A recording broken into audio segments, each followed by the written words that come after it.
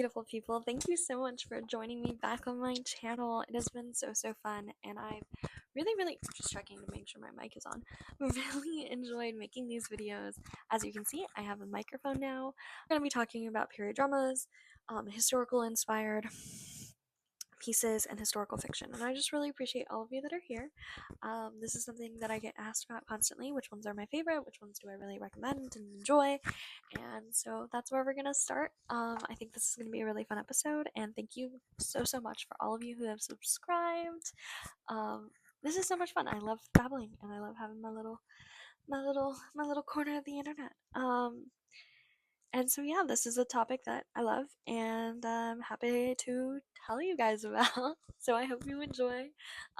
Be sure to like and comment if you've watched any of these, but also just like to interact with my content so I know what other content you guys would like for me to make.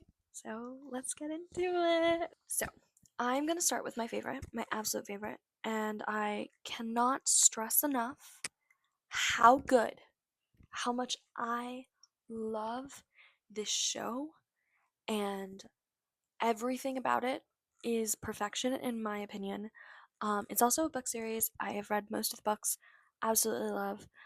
If I'm being honest, I got hooked because of the show. It is so good. I really recommend it to like literally anyone who will listen to me speak.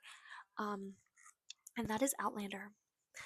Outlander is a masterpiece, and anyone who disagrees with me is a nincompoop. So now that we've established that, um, Outlander takes place in Scotland, for the most part, and it follows Claire Randall Fraser. And so Claire Randall at the time is a World War II Army nurse, and she was raised by an archaeologist. Her uncle was an archaeologist. She was orphaned, and she, after being in the war for some years now, she and her husband, who is also in the war, even though he is a historian, um, they're reunited and they decide to go on a second honeymoon. And on the second honeymoon, they decide to go to Scotland, specifically Inverness, which is in the Highlands. He's looking for his like family history, because he's a historian and his specialty is like during the Jacobite Rebellion. And she's just like living her best life, like really excited to like be reconnecting in every sense of that word with her husband, who she loves dearly, and she's just happy to be like not fighting anymore. And she decides to gallivant to the Standing Stones, which are in the Highlands, also obviously because they're in the Highlands. And the Standing Stones are a bunch of circular standing stones in Scotland. There's replicas or just like similar styled standing stones all throughout the world. Like I think there's some in the Americas. It's just a wildly interesting phenomena. No one knows why they're there. No one knows what the importance is or what the significance is. But there tends to be pagan ritual or tradition, pagan for lack of a better word, because that's a really gross word, surrounding these stones. And so she goes to visit them, and she's looking at the flowers, and then all of a sudden she is sucked back in time, and she is specifically sucked into the like smack dab into this Jacobite rebellion. So 1745. Claire, being an English woman, is called a Sassenach, which means outlander in Gaelic, Scottish Gaelic, and it's basically like a derogatory term for English person, like English person. I believe Sassenach might be specifically an English woman, but I could be wrong on that. And so yeah, she's thrust into this like world of like fighting and rebellion, and she's English and she's in Scotland during this time period, and the Scots really hated the English because they forcefully colonized them and were just absolutely brutal and grotesque towards them, starving them and harassing them in all sorts of horrific ways. And so this is based off of like very true events, although many of the characters are fictionalized. And so she's forced to marry a Scottish man who is a part of the Jacobite Rebellion. He is the nephew of a laird, so a man who like owns land, and he's like in his own he has like his own little family drama that's going on, but she's forced to marry him in order to like keep her cover of like being not from that time period. And there's this like huge saga of like arranged marriage, but also like love triangles, and there's obviously like a rebellion happening, and she's a 1900s army nurse, so she has like a bunch of like skills that are not discovered, like they're still doing bloodletting in the 1700s. And so she's oftentimes being called a witch or a white lady, and it's just so good. It follows all of the Jacobite rebellion, and then there's like a really interesting time jump to the 1770s, in the Americas, and it's just such a good series. I really, really recommend it. I absolutely love it. It is a huge part as to why I'm going to Scotland, and I've been to Scotland. It's so good, and I recommend it to anyone who is willing to listen because it is so good. There are a ton of trigger warnings, of course, because it is very historically accurate. But aside from that, it is such a great, great, great love story. Such a great like journey, and I'm so invested. I'm so sad that they're on their last season now, but I believe there's been 8 seasons thus far, and it is so good. I love it. Two movies that I'm going to recommend. These are movies. One is by Joe Wright, and the other is directed, and the other is directed by Greta Gerwig, and I'm pretty sure you can guess what they are. Pride and Prejudice 2005 and Little Women 2019. In my heart, these are so incredible and similar, but incredible and unique and just like absolutely perfect in their own ways, stories. They both take place in the 1800s, like I said. Pride and Prejudice takes place in England, and it follows Elizabeth Bennet. She is they all follow like girls that are sisters, and like the sisters' love stories, and also the sisters just growing up and becoming more of themselves. Pride and Prejudice is more of a love story, whereas Little Women is not so much. Um, there is love dynamics there, but it's mainly around sisterhood and growing up, and it's a coming of age story, and it's just following these five sisters as they get older. And there's one the reason why the 2009 Little Woman specifically is so beautiful in my head and in my heart is that the four sisters, Jo, Meg, Beth, and Amy, they there's this like time jump in the Greta does beautifully, going back from when they're young and when they're older, like in their 20s and 30s, and starting lives and starting families, and getting married and falling in love, but then also when they're children, and there's this like youth and beautifulness and togetherness, and it's all about like finding who you are and coming into your own. Pride and Prejudice is it's much more linear. It is so good. The 2005 version is absolutely like my favorite. They're both really great books. Pride and Prejudice is by Jane Austen, and Little Women is by Louisa A. Alcott. Malcott.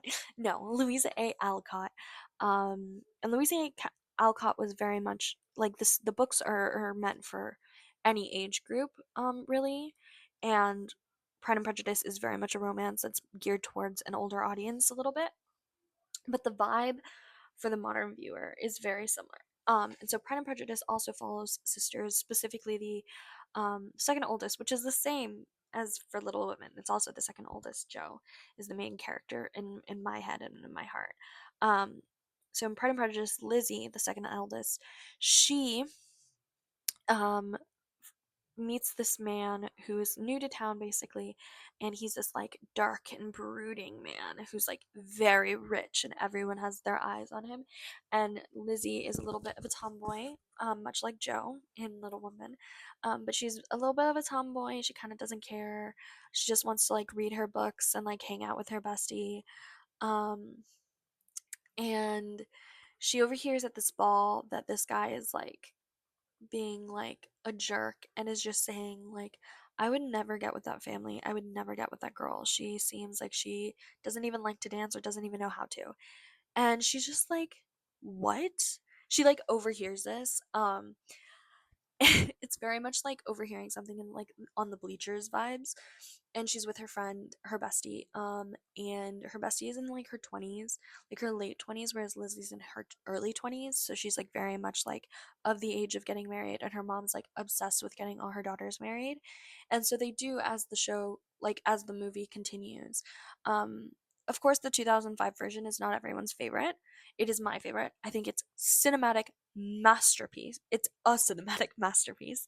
Um, and it's very much like the enemies to lovers. Like when you think of enemies to lovers, like Jane Austen made that. Like she invented that. Like that is what it is. So good. It's so good. I really really love it. Um, and so yeah, Mr. Darcy and Elizabeth Bennet, and we all know how the story ends.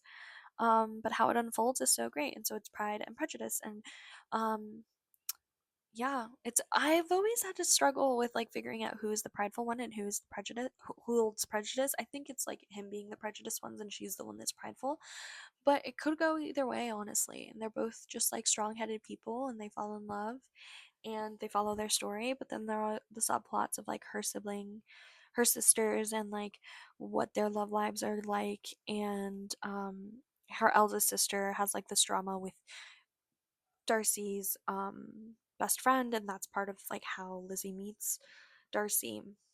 And yeah, he's just like this really tall man with like blue eyes and really dark hair, and there's this like really attractive hand flexing scene, and I know that sounds so weird to someone who doesn't know what I'm talking about, but it just is. It's so angsty and I absolutely love it. I love every second of it. And Little Women is just like so wholesome and so sweet and so cute. They both have very very iconic scenes and lines. My one of my favorite scenes from Pride and Prejudice is um when her best friend is like talking to Lizzie about how like she's like hopeless and like is a dowager basically, and like won't ever find love. And so there she's like, I'm 27 years old. I have no money and no prospects, and I'm already a burden to my parents. And like women from like this time period, like today, just really relate to that. And so there's been so many like cakes that like girls will have, like those heart-shaped cakes that like have all of the list, and then you check it off as you, with the things that you relate to, and it's so good. And then there's also like the obvious iconic rain scene, which is so good, where like Darcy confesses his love to Lizzie and she's just like, what are you talking about? Like you've been such an ass. Like the entire time that I've known you, you've been a total ass. But he's like, I love you and I've always loved you. And she's just like, what? Like it's so good though. It's like pouring rain, and Keira Knightley does such a phenomenal job. I did a monologue actually of the scene when I was in middle school, and I still think about it every day. Um it's such a good scene. And then in Little Women there's the iconic scene also, because it wouldn't be a period piece if there wasn't a man confessing his love in like in the outdoors to a woman who had no idea that he loved her. Um, and so Joe, who grew up with Lori's their like neighbor, the sister's neighbor, and he's wealthy, whereas they're middle class. And they take place. This story takes place a little later than Pride and Prejudice, and it's the 1860s, and it's specifically during the Civil War. And so their father's off fighting in the Union, and so there's this added layer of just like them being good people, and like really like just um caring about people, and learning life lessons in the midst of war. And so there's this iconic scene where Lawrence tells Joe, like, we've got to have it out, Joe. There's no use. And like everyone knows it's gonna happen. Like, you love me and I love you. And she's just like, what do you mean I love you? We're best friends. Like, stop. Like, you're gonna ruin it. You're ruining the moment, and I'm not here for it. And then he's just like, I'm gonna love you forever, and you're gonna find someone who makes you happy, and you're gonna settle down, and I'm just gonna be by myself, sad, watching you. And she's just like, what is wrong with you? Like, stop. And then they stop talking, and then there's like again like a time jump, because there's like tons of back and forth, and it's just beautifully done, artfully done. Love it.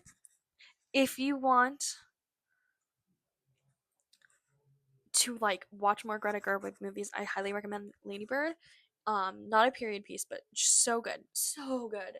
The monologues, like the women monologues, and then like there's also a I'm like all over the place with this. There's also a monologue with, so each sister kind of like represents a different type of person. And so the absolute youngest, who everyone thought was like super annoying, is Amy. And Amy, she's like the it girl, but she like wasn't when she was a child, which like so many of us relate to. And so she's like beautiful and like knows that like she's just like beautiful.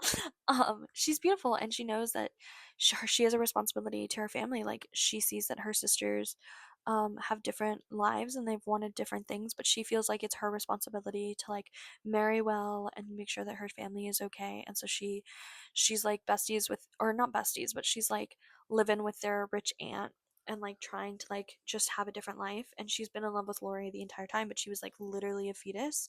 She wasn't a fetus. She was literally a child when like they met him, and so she was like little. She was the little sister, and he was in love with Joe. And so there's this scene where she's talking to Lori, and like obviously like Lori and Joe like already had it out, and they haven't been speaking, because he went off to Europe, and so Amy and Lori are like catching up, and now she's like a woman, and she's like painting or whatever, and they're like catching up, and she's like, I'm sorry about what happened with Joe. And then she talks about how like she says like, I'm not a poet, I'm just a woman, and like every other woman, I'm butchering this, I need to find a man and get money and take care of my family, and I don't have the luxury of like living my life like whatever like you are. And it's kind of a diss at him and just like the patriarchy in general.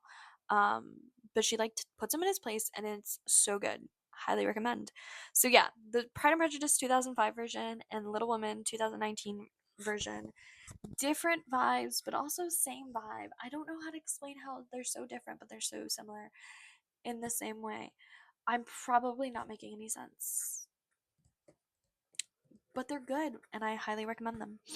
Um, Speaking of things that are together, as silly as that may sound, the next series of like show series that I'm going to recommend is also STARZ, so the same company that does Outlander, and this is also based off of a book series, and so it's a trilogy.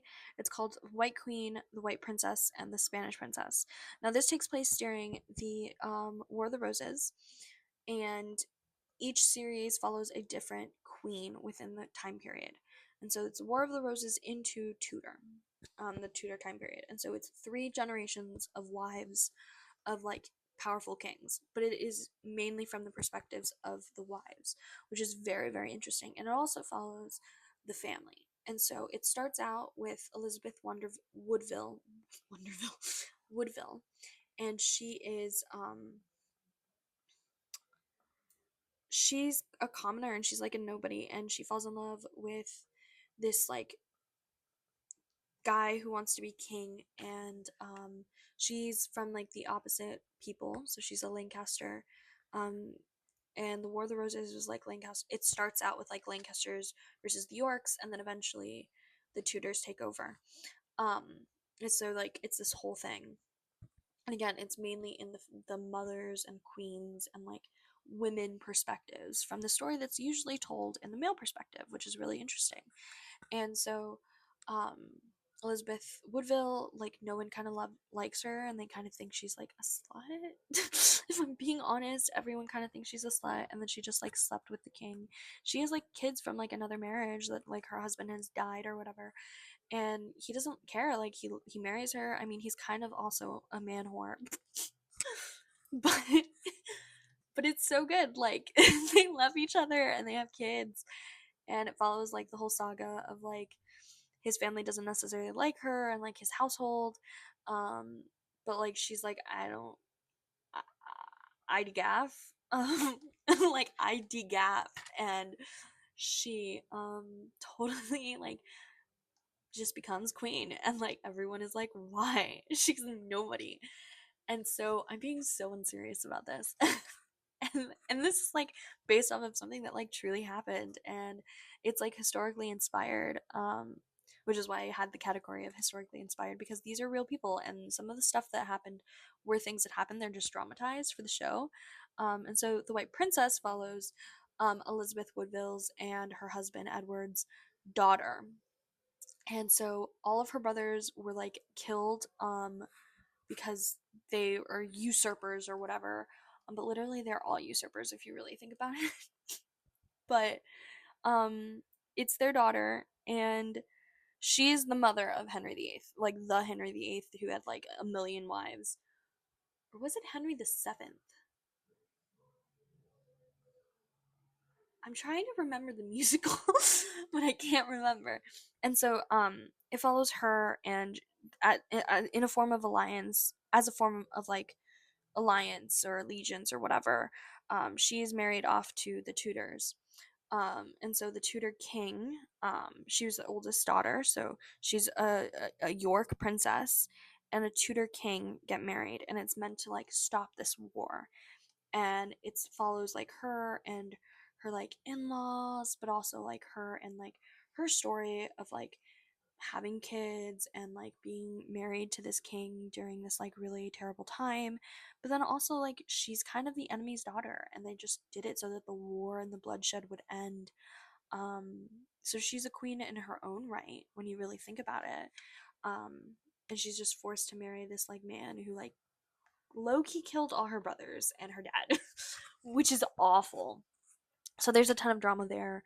And then the Spanish princess follows the her daughter-in-law, her son, and the Tudor king's um wife, who is Spanish princess. I actually started on the Spanish princess. I don't necessarily recommend doing that. But the reason why I was pushed and like just interested in the Spanish princess is because Spanish princess is about Catalina of Aragon. So Catherine of Aragon, and she was the first wife of Henry, the famous Henry, with a million wives. And she also was a, a queen in her own right. She is honestly like badass, like such a badass. She is the mother of Bloody Mary, as we know her now. But she's also the daughter of um, King Ferdinand of Spain and Queen Isabella, who like did a ton of awful but very famous and important things. They were the ones who did the Spanish Inquisition. They were the ones that really started in most historians' opinions, like um, Isl- Islamophobia in Spain. Um, and it's just really interesting. I think they did a really great job. Again, it's based off of a like a book series, but it's just so interesting, and it's about real people. It's giving voices, and this is like some of my favorite type of stuff.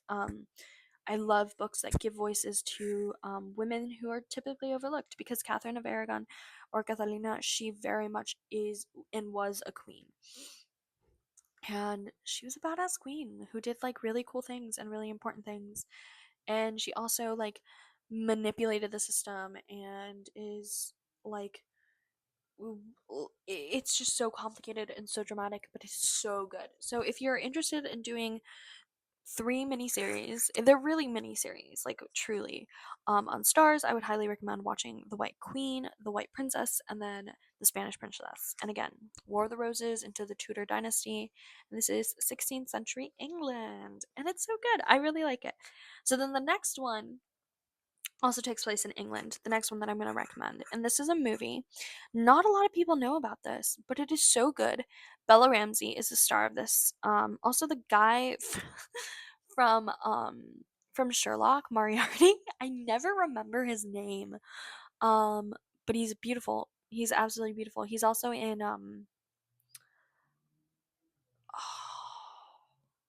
there's a show that he's in where he's like a priest. There's like a famous line where they're like, I fucked a priest, or I want to fuck a priest. Anyways, I can't remember. I think his name is Andrew Scott. Oh, his name is Andrew Scott. Yes.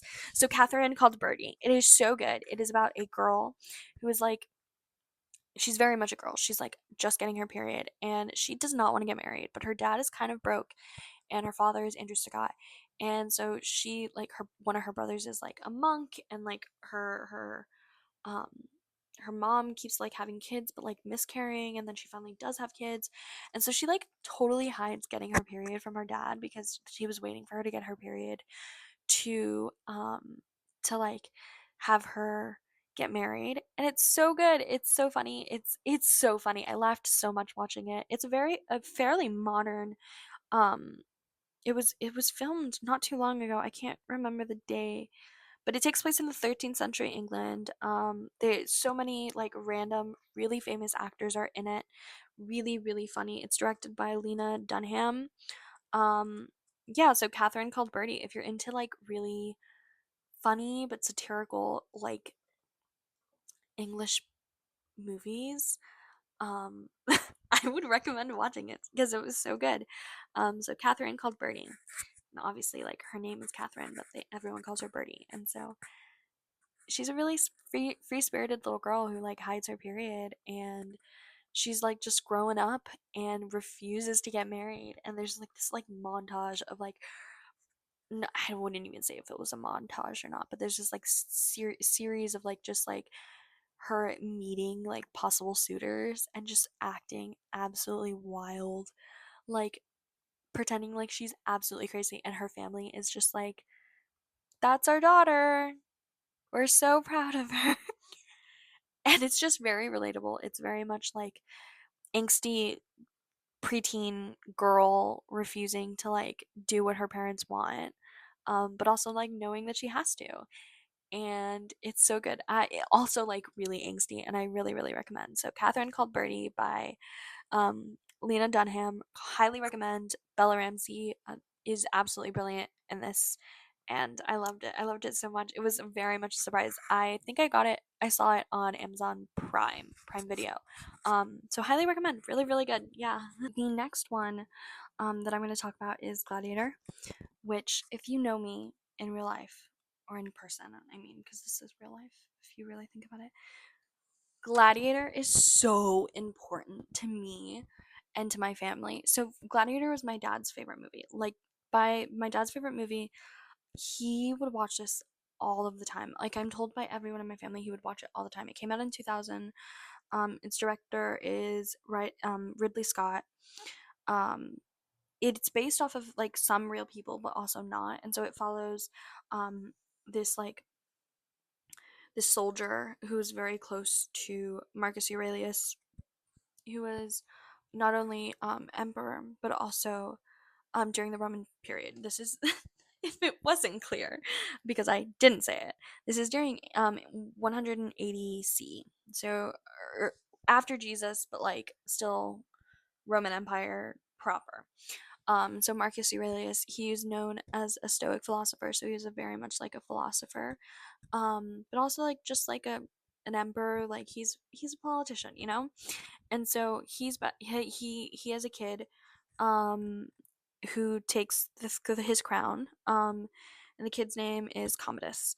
And everyone like kind of hates Commodus because he's kind of a cunt, if we're being totally honest. He's like really obsessed with gladiatorial games. He's like really bloodthirsty. He doesn't really like deserve his father's like crown, or yeah, it's just he's yucky.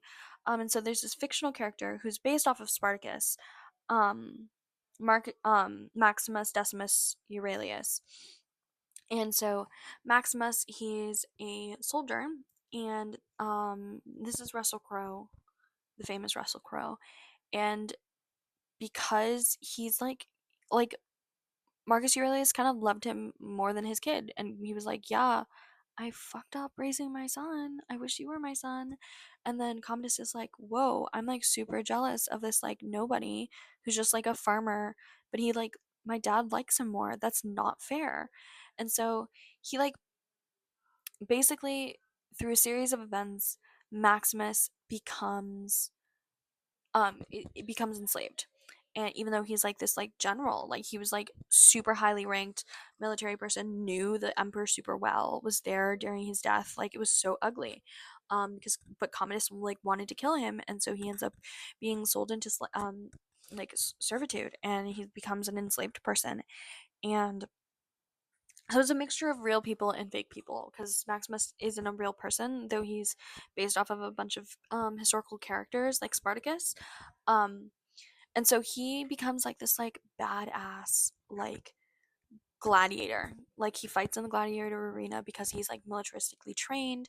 He becomes like really really good, and then eventually he like goes against he like performs in front of um the the communists, and there's like this whole drama, but it's so good. You follow the life of Maximus as he's like become going from being a soldier to being a gladiator, an incredibly skilled gladiator.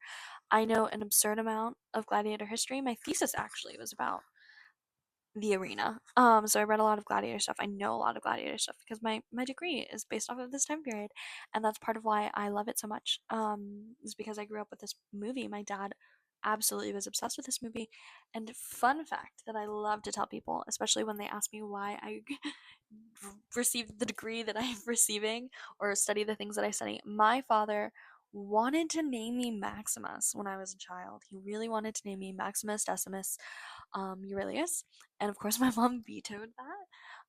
And so when I was going through my name change, I very much considered Maximus. Um, it's a really good story. It's beautifully done. It's heartbreaking, um, but also based off of real people. It's very fictionalized though. And even though some of the arena stuff are not necessarily the most accurate, but I really enjoy it, and it's nostalgic, for me. Not me checking my mic again. It's very nostalgic. Another movie that is nostalgic but very different, also includes Russell Crowe, is Les Miserables. Les Mis is a musical, so it is different from all of the other shows and movies that I've talked about. It's actually based off of a book though by Victor Hugo. He's the author. He wrote a bunch of like really famous stuff that like The Hunchback of Notre Dame and like things like that. So Les Mis is his book, which was adapted by Schonberg, a very famous musical director and writer. Les Mis is like a really, really, really famous musical. And so the 2012 Tom Hooper version, which is the film version of the Broadway, is so good. I honestly like, obviously the singing isn't going to be like as amazing because you have people like Russell Crowe who doesn't isn't necessarily trained in theater, but you also have people like Hugh Jackman who's in it, who is trained in like opera singing. He's insanely talented. He actually started out as an opera singer, and most people don't know that because they just see him as Wolverine. Which, like, fair. He's iconic in Wolverine, but it's so good. I'm gonna drink water really quick. I don't know if you could hear me gulp. Um, and it's really good. It takes place. A lot of people think that it takes place during the French Revolution, but it actually doesn't. It takes place during the June Rebellion, um, which is after the French Revolution. So the French Revolution takes place in the 18th century. So, and remember that 18th century does not mean the 1800s. It actually means the 1700s. And so it takes place in the late 1700s. That's when the French Revolution was. And so the Les Mis takes place during the June Rebellion, which occurs in 1832. So this occurs in the 1800s, whereas the French Revolution takes place in the 1700s. Those are two different things. So it follows this man who stole a loaf of bread. Jean Valjean. And that's he stole a loaf of bread to feed his like sister or daughter or something. I think it's sister. Or his sister's kids or something. Unimportant. And it's following just like kind of his life, but also like people that have interacted with his life.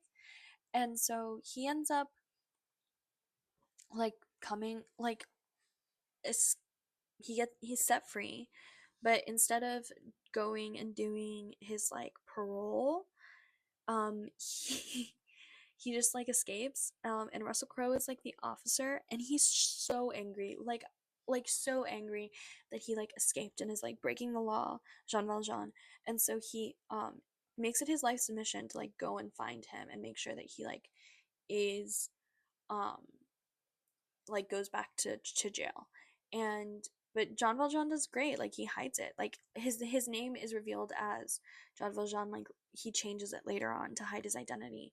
And it's just this run in of like he ends up hiding in a monastery or in a cathedral for a little bit.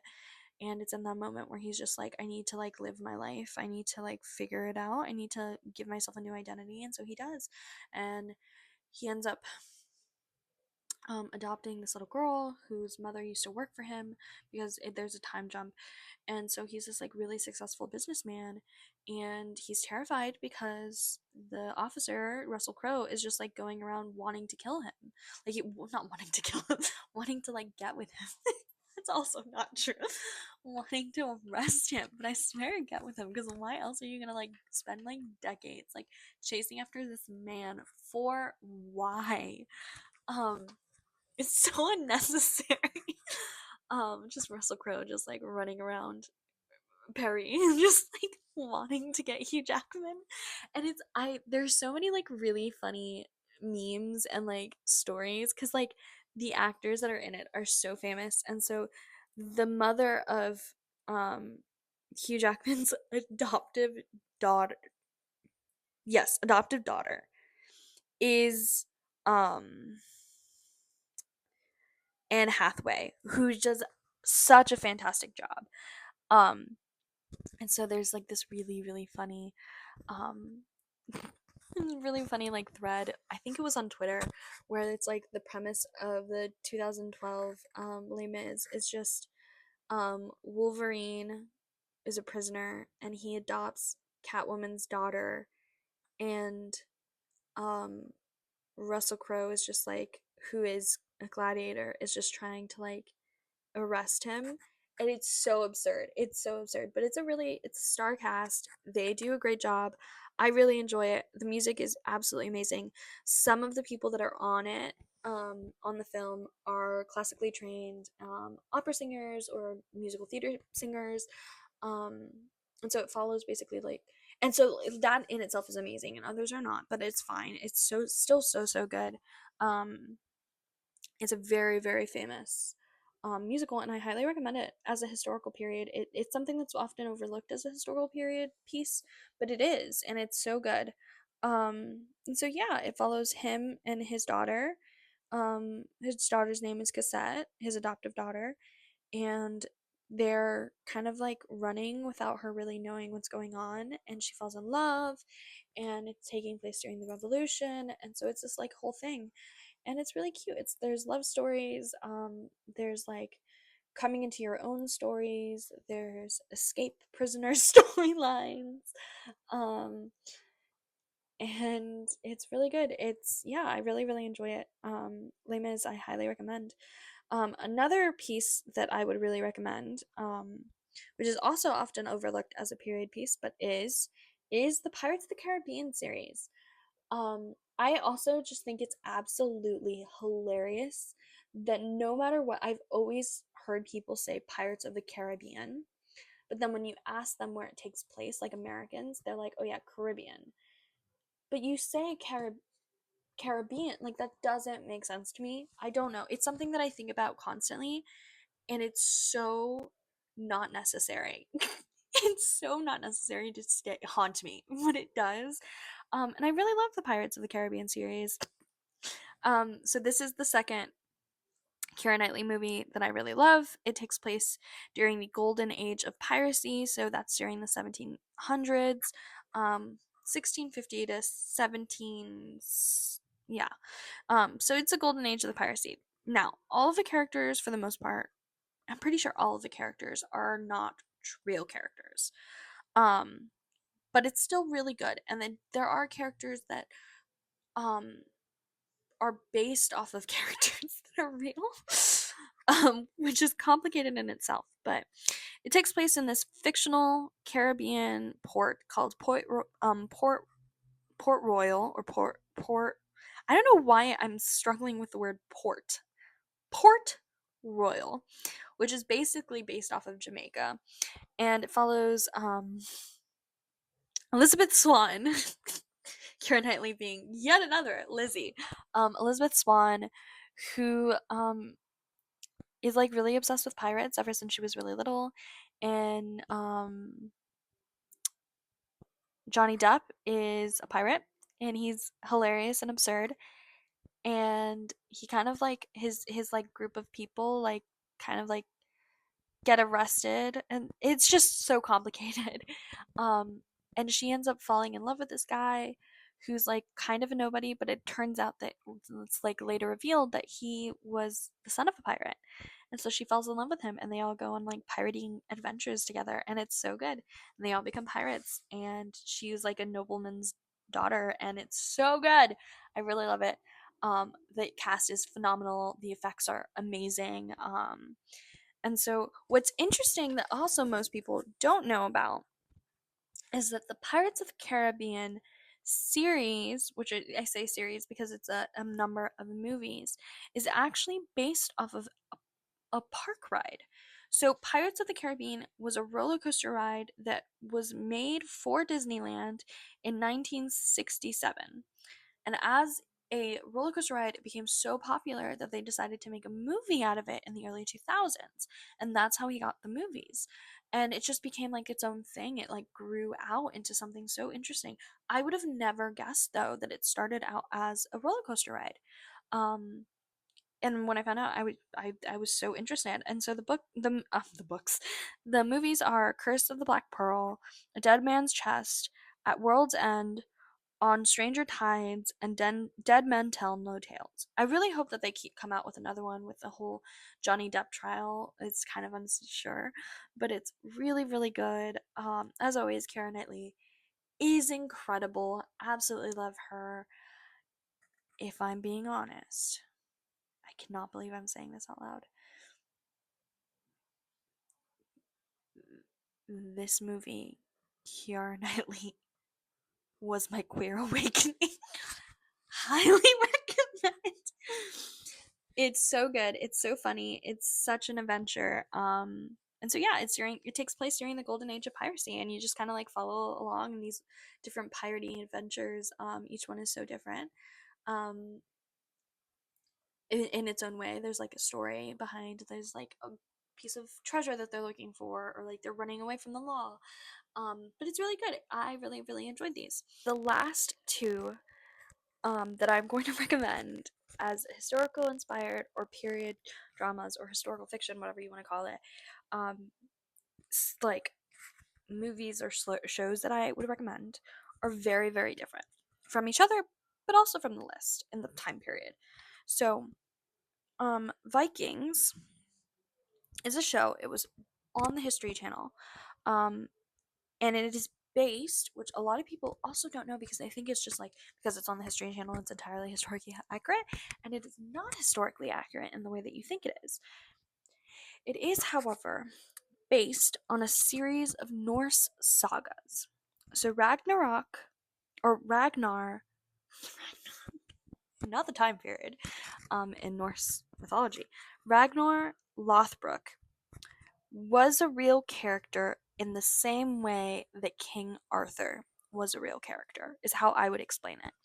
And so he could have been a real person, he could have not been, and it it's a series of books, or saga of literature, that talk about the Viking raids. Now, Viking in itself, is a complicated word. Most people um, don't realize that Vikings are really just raiders. They're traders, as in they trade. They also very literally raid, so they go to different places to get their resources. And honestly, it's just an occupation. It wasn't a culture. It wasn't a, like anything's. It wasn't culture specific, and it wasn't um, really anything specific. The Norse people, Nordic people, were raiders, and so they were called Vikings. And so being a Viking was the occupation. So a farm person or farmer, farmers, a farmer in the Nordic area during this time period wouldn't be called a Viking because they weren't.